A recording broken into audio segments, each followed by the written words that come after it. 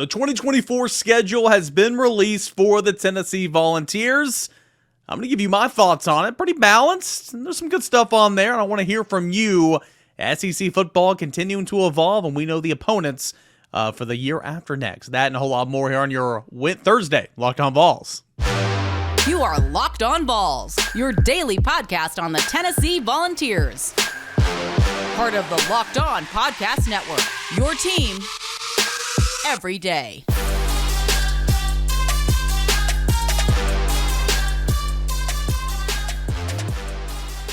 Hey everybody, welcome into it. Your Thursday edition of Locked On Vols. I always crack myself up in the cold opens when I forget what day of the week it is, right? I forget what's coming up next, but it is Thursday, and this is Locked On Vols. Appreciate you guys being here every dayers. Couldn't do it without you.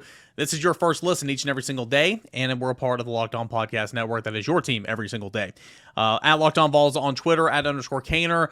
Please subscribe to Locked On Vols on the YouTube channel if you haven't already, or wherever you get your podcast, Spotify, Apple Podcasts, all that good stuff. Hit that follow, hit that subscription, comment, rate 5 stars, all that good stuff. Really helps the show out immensely. We got a full show today. 2024 schedule release, all right, SEC head coaching rankings from my colleagues around the Locked On Podcast Network or the SEC channel, and Saturday Down South, top 5 quarterbacks in the SEC, quarterback matchups in the SEC. A whole lot of football talk to get into, so let's get going. We've got on the schedule for the University of Tennessee, got some fun stuff coming up here for 2024. I forgot to load the schedule, literally, and I'm doing it now as we speak right now. So if you're on YouTube, hey, that was a quick download. You can look at it right now. I'm popping the schedule up here for the 2024 schedule release for the SEC opponents.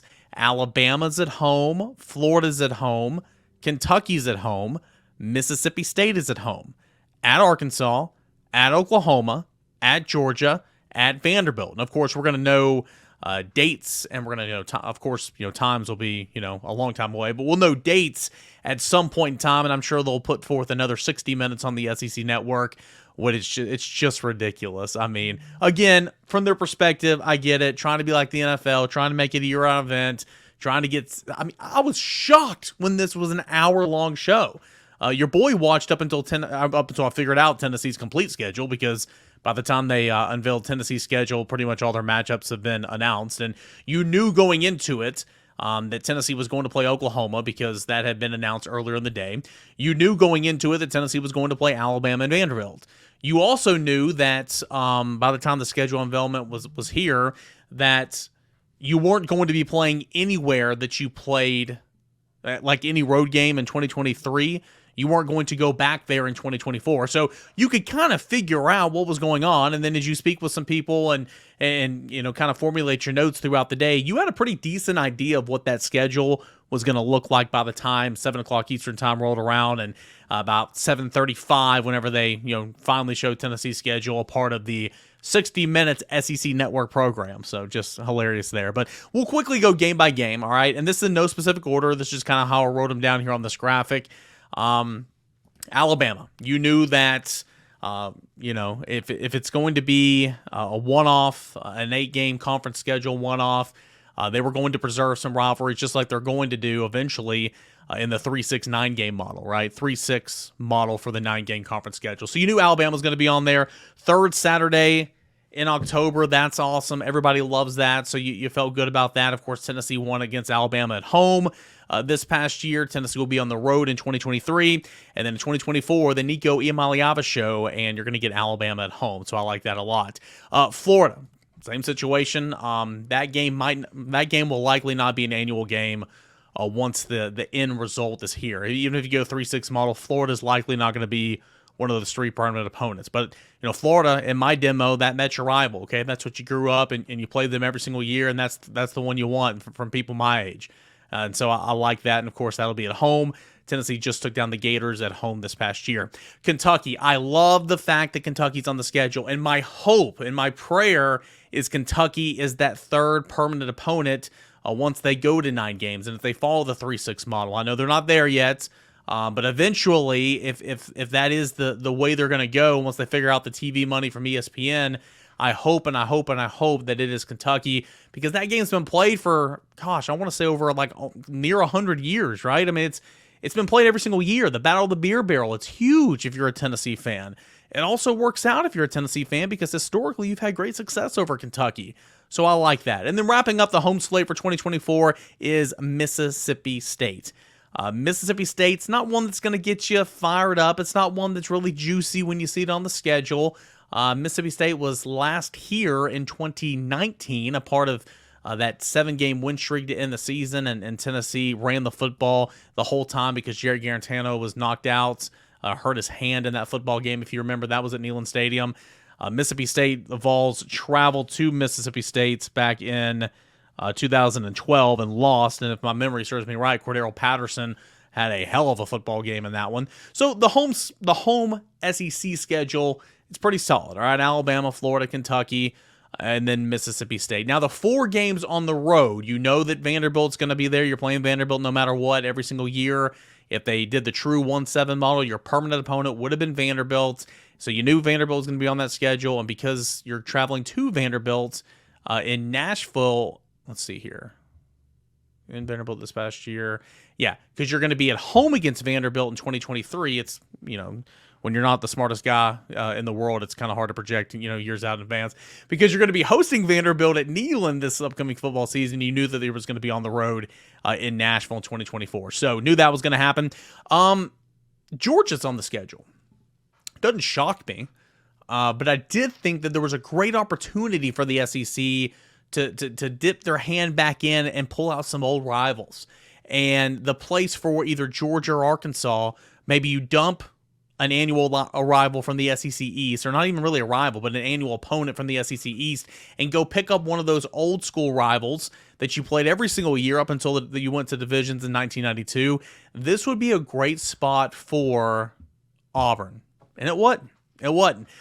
Certainly there's a lot of meat on this schedule, this SEC home schedule. Alabama, Florida, at Georgia. Georgia's king of the world right now, back-to-back national champions. Will it be a three-peat by the time we have this conversation in the year of 2024? Lord, I hope not. But we will find out at Georgia in Athens.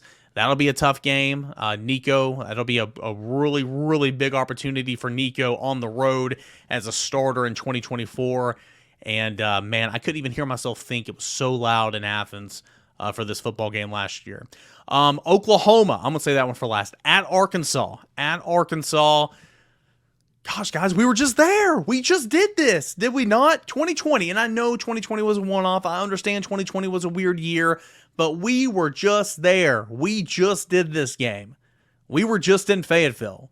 It did not go well for Tennessee. Okay, we know that. But still, we just did this. So, again, a great opportunity to do something different. And I know Tennessee's played Ole Miss recently. I know Tennessee just played LSU. I know Texas A&M's going to be on the schedule this year.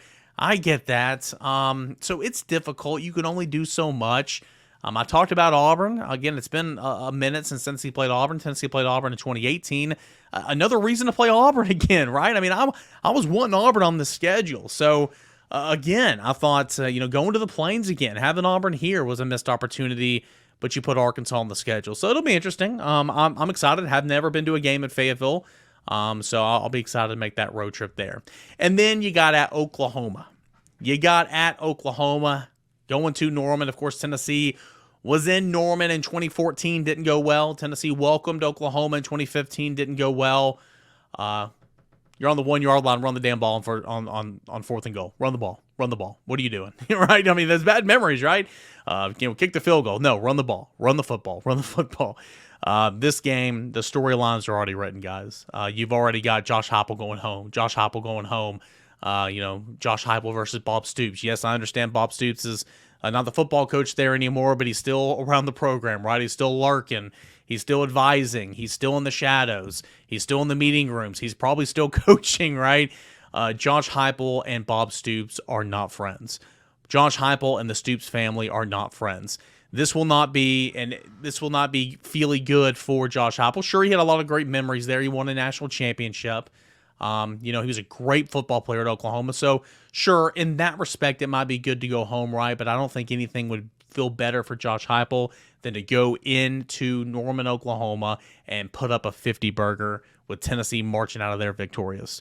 I think that, the headlines are already being written right now, guys. Huge storyline. Every team was going to play either Oklahoma or Texas. Personally, I wanted Tennessee to play Texas, battle of the real UTs, battle of the Oranges, Nico versus Arch. I mean, those storylines, I mean, it was juicy, right? But Tennessee got Oklahoma, and again, Tennessee's played Oklahoma here recently. But again, I'm excited because I've never gone to Norman. I've never seen a football game at Oklahoma. So for me personally, I'm excited there.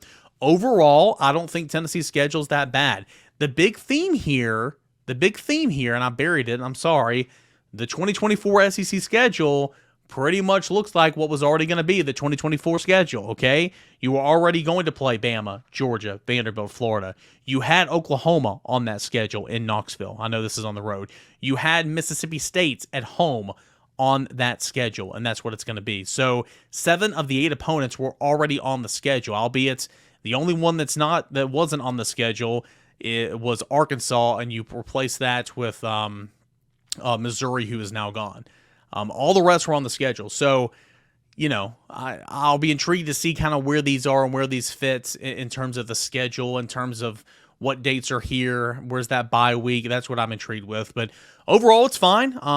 Again, it looks a lot like what it was going to be, okay? But Alabama, Florida, Georgia, you get the big 3. Kentucky's on that schedule. I love that. Going to Georgia, big-time matchup for Nico. Going to Arkansas, going to Oklahoma, those will be exciting. It is what it is. What do you guys think about Tennessee's 2024 SEC opponent schedule? It was announced on the SEC Network's glorious 60-minute programming, everybody, when it could have been all done in 25 minutes. But hey, that's the world we live in now, the SEC Network. It's a smart move. I mean, I'm making fun of it, but it's a smart move. I get it, because there's people that watch every bit of that and hung around for Tim Tebow to speak at 7:40, which... who cares? Hung around to see a former Arkansas defensive lineman talk on that show. Who cares? It's a good idea. I get it. Make some money, but that's your schedule. Home games, Alabama, Florida, Kentucky, Mississippi State. Away games, Arkansas, Oklahoma, Georgia, Vanderbilt. Very balanced, very expected.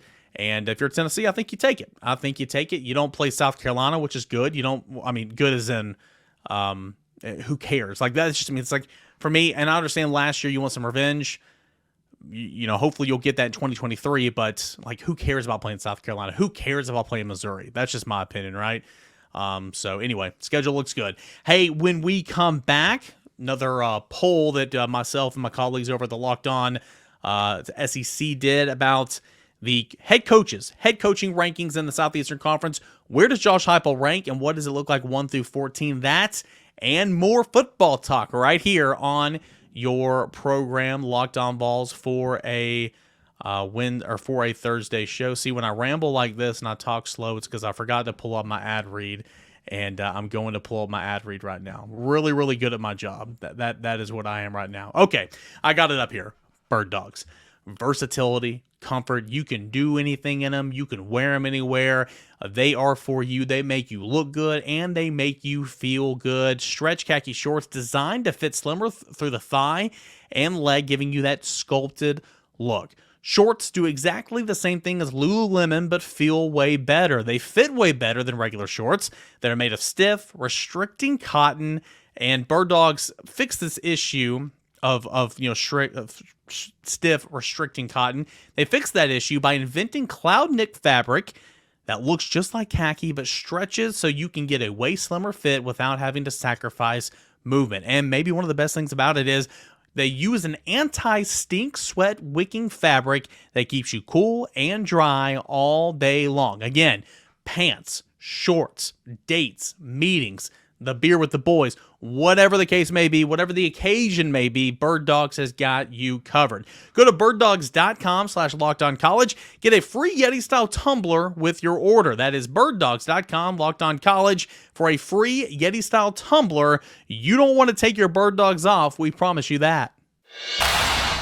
Appreciate you guys tuning in here to this Thursday edition of Locked On Vols. Shout out to you everydayers. You know who you are. Couldn't do this show without each and every single one of you. So we reviewed the opponents for Tennessee and the SEC schedule for 2024, and of course we'll continue that conversation as the week and months go on. I'm sure developing story, of course. When are these? When are these going to take place? Where are these going to take place? All that Will be continued discussion on the evolution of the Southeastern Conference football schedule. But we know the opponents, and so that was fun talking about that in segment number 1.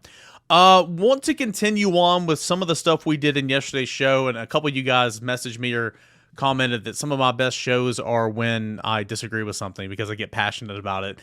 And so in that vein, I want to go over another one of the polls that myself and the other Locked On SEC hosts kind of put together, ranking the 14 SEC head football coaches right now.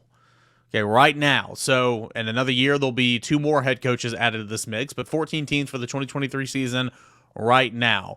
And this is the list that myself and other SEC Locked On hosts voted on. And I'll tell you the top 5 right now. If you're watching on YouTube, you can see it. Number 1 was Kirby Smart. Number 2 was Nick Saban. Number 3 was Brian Kelly. Number 4 is Josh Heupel. And number 5 is Mark Stoops. So Josh Heupel getting the number 4 pick. 4th overall head coach in the SEC. That's pretty good, if you ask me. And that's about right. Kirby Smart, back-to-back national championships.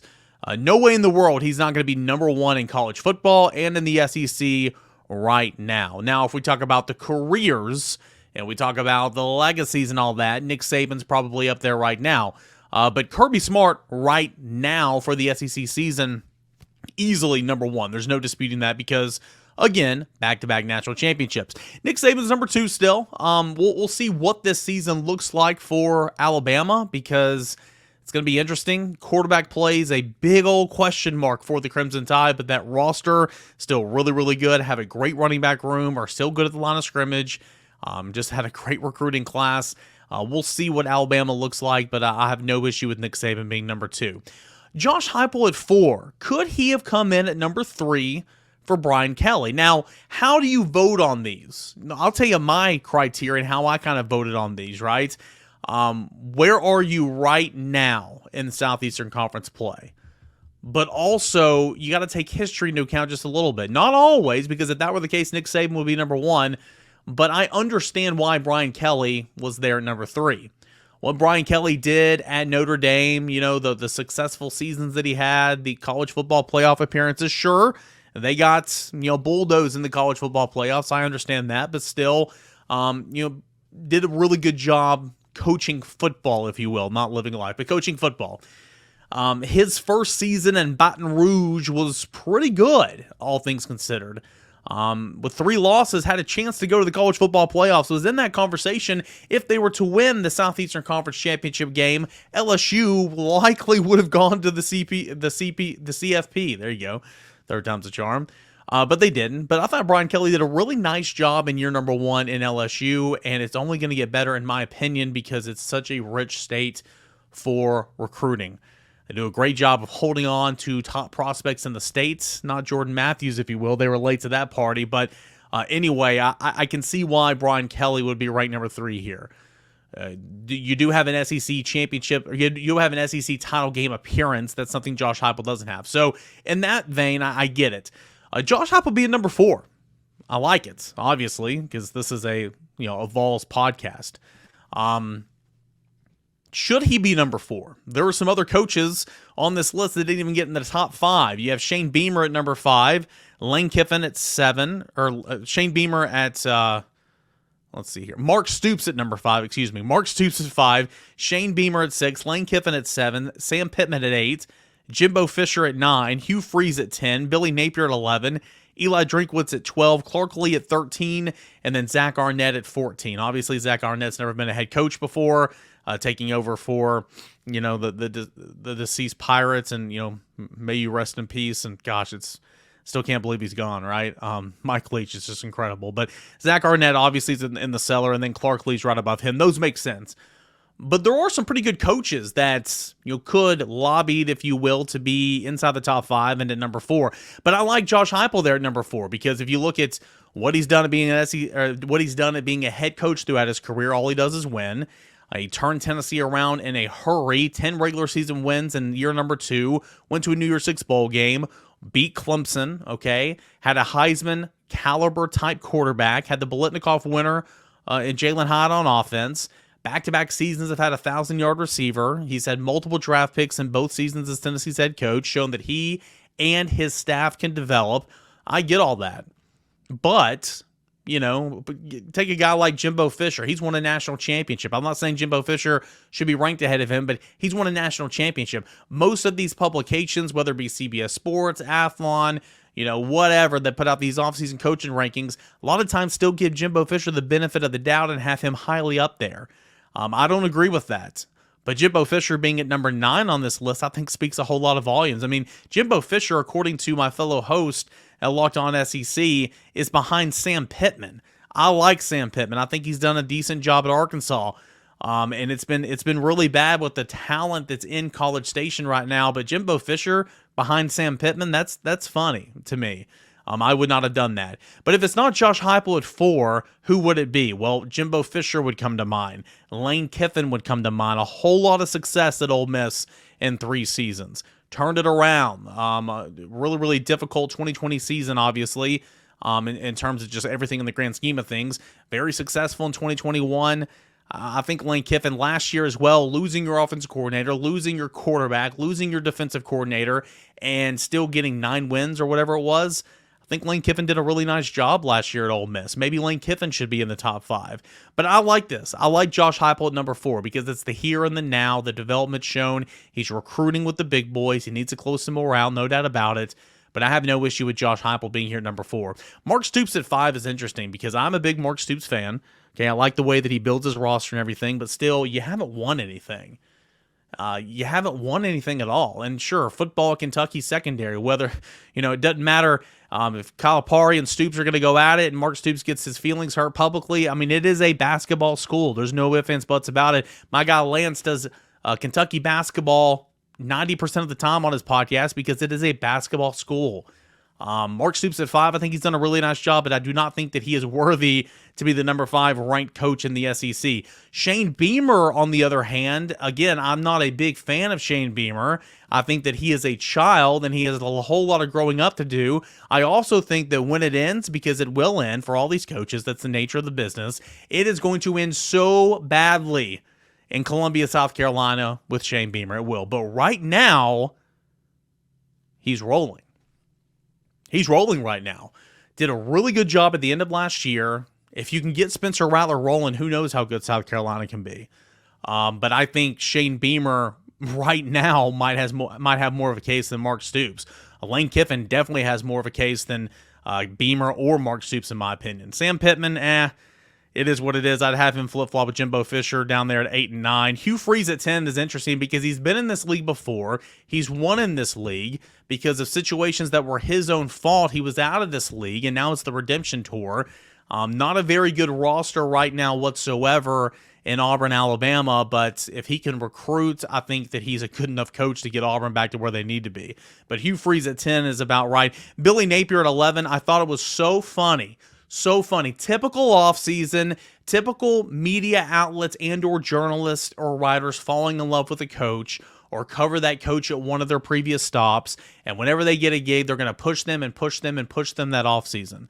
That is what happened last year with Billy Napier appearing in all these offseason criteria, rankings, and all that type of stuff ahead of Josh Heupel.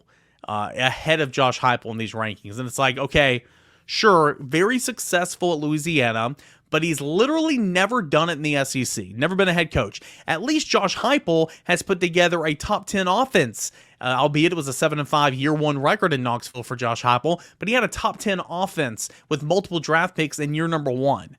I've seen Josh Heupel do it. This was my argument last year. I've seen Josh Heupel do it. I haven't seen Billy Napier do it at this level. And, of course, Billy Napier had a rough year 1. In my opinion, he's going to have a rough year 2. Just my opinion. Still going to be a dogfight. Week 3, Tennessee down in the swamp, going to be a dogfight. But I have no issue with Billy Napier being number 11. I think that's about right. Eli Drinkwitz, kind of closing out the relevant coaches, if you want to call him that. Actually, he's not, because I always say he just talks to stay relevant. Down there, number 12, that is right, before you get into Clark Lee and then to Zach Arnett. So, for the most part, I have no issues at all with these 1 through 14 rankings that myself and fellow hosts around the Locked On SEC did. Again, the top 5, Kirby Smart, Nick Saban, Brian Kelly, Josh Heupel, Mark Stoops. You can make the argument Heupel can be 3, but I think it's a pretty slim argument. We'll see what happens this year. Real argument is who should be number 5. Mark Stoops is there. Should it be Shane Beamer? Lane Kiffin? Likely. I think Jimbo Fisher's a little bit too low, even though I think that he's severely underwhelmed in College Station. And then rounding out the order with Billy Napier 11, Eli Drinkwitz 12, Clark Lee at 13, and Zach Arnett at number 14. That is how we voted on him. What say you? Where should Josh Heupel be ranked? And does those top 5s kind of look like they should be the top 5 head coaches? Would love your thoughts and would love your conversations all right here on Locked On Vols. Hey, when we come back, Saturday Down South put together top 5 quarterback matchups in the SEC. Joe Milton is a part of 2 of those. We'll tell you which ones right here on Locked On Vols. All right, guys and gals, we got a final segment here on this Thursday edition of Locked On Vols. Don't forget, Tennessee is Omaha. They are already in Omaha for the College World Series. We'll set sail for the Tennessee Volunteers Saturday night, 7 o'clock Eastern time against LSU, and we'll break it all down, give you a preview of Tennessee baseball in the College World Series. That is coming up on tomorrow's show, so really, really looking forward to that. All right, so Saturday Down South, they put together a top 5 quarterback matchups in the SEC schedule this year. Again, in segment 1, we talked about the 2024 SEC schedule. Looking forward to breaking down some of those quarterback matchups between now and then. But for 2023, the last year with 14 teams in the SEC and with divisional play as well, who are some of those top quarterback matchups, if you will? We'll give you top 5, or Saturday Down South gave you a top 5, and I want to react to them here. Number 5 is Devin Leary and Spencer Rattler. It is Kentucky and South Carolina. It's a big-time matchup because kind of the pecking order right now is Georgia in the East, then Tennessee, and then the question is it South Carolina? Is it Kentucky? Don't think it's Florida yet. Missouri and Vanderbilt are below those guys, but I think this quarterback matchup onto something here. It comes late in the year. Who is third in that pecking order right now in the SEC East behind Georgia and Tennessee? Is it Kentucky or is it South Carolina? I think Kentucky, albeit Will Levis went to my Titans, still heartbroken about it, still frustrated about it, but he's a tremendous talent in terms of a pro potential type guy. I get it. Devin Leary's an upgrade, 100% to what Will Levis has given Kentucky the last 2 years. Devin Leary is one of the best college quarterbacks in 2021. So what does he have Kentucky looking like in the month of November? Spencer Rattler, are you getting Spencer Rattler from the beginning of the 2022 season or the end of the 2022 season? That's intriguing. I think that is worthy for sure of being a top 5 quarterback matchup in the Southeastern Conference. So Saturday Down South, SDS, has Devin Leary versus Spencer Rattler at number 5. At number 4, it is Will Rogers and KJ Jefferson. This one, don't really care. I wouldn't have had this in the matchup at all or in the top 5, It is what it is. Mississippi State's not contending for anything. Arkansas will not be contending for anything this year, in my opinion. Just is what it is. LSU's going to be up there. Alabama's going to be up there. You know that. Ole Miss is going to be pushing. Texas A&M, can it bounce back? I think of all those teams before I think of Arkansas. And again, I'm a Sam Pittman fan. I think he's done a fine job. If you couldn't tell, I'm a fan of a lot of these head coaches. But I don't really care. Will Rogers has been a great system quarterback with Mississippi State during his tenure. But what does he look like now without Mike Leach? I'm curious. KJ Jefferson has all the talent in the world. And we kind of talked about, those Locked On SEC host rankings, and we flashed the quarterback one up on yesterday's show, and my colleagues, I didn't, but my colleagues voted KJ Jefferson number 1 quarterback in the SEC for the upcoming season. Albeit there's not a clear-cut number 1, I get it, but I mean, come on, guys. KJ Jefferson, good player, never healthy enough to be number 1, in my opinion. So I think that's just a little interesting. So really, the Arkansas-Mississippi State one, for me, I don't really care, and I understand KJ Jefferson was sidelined for that game last year, but I could do without that one. All right, number 3. This is where Tennessee comes in. Joe Milton versus Devin Leary.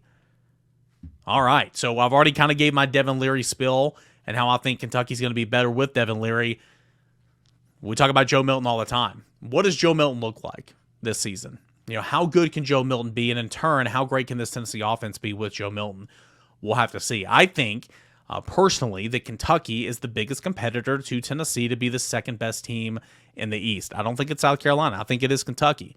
for all the reasons I mentioned before, and of course just a moment ago on Devin Leary. They got a whole lot better on offense, in my opinion. But Joe Milton, we just still don't know exactly what we're going to get week by week, game after game. So I'm intrigued by that. And I do think this is going to be a really good quarterback matchup for sure. A lot riding on it. The Border Bowl, right?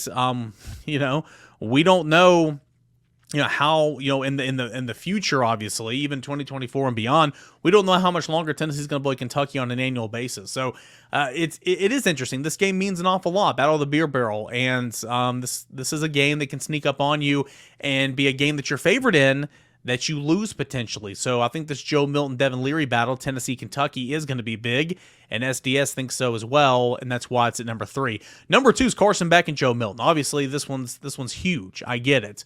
Carson Beck, new quarterback in town. Okay, Carson Beck, upgrade talent-wise from Stetson Bennett. All right, Carson Beck, he's got all the bells and whistles. He's got all the toys to play with. He's got a nice offensive line. He's got weapons to throw to. He's got weapons in the backfield. Carson Beck, here's the keys. Don't lose them. That's kind of that situation.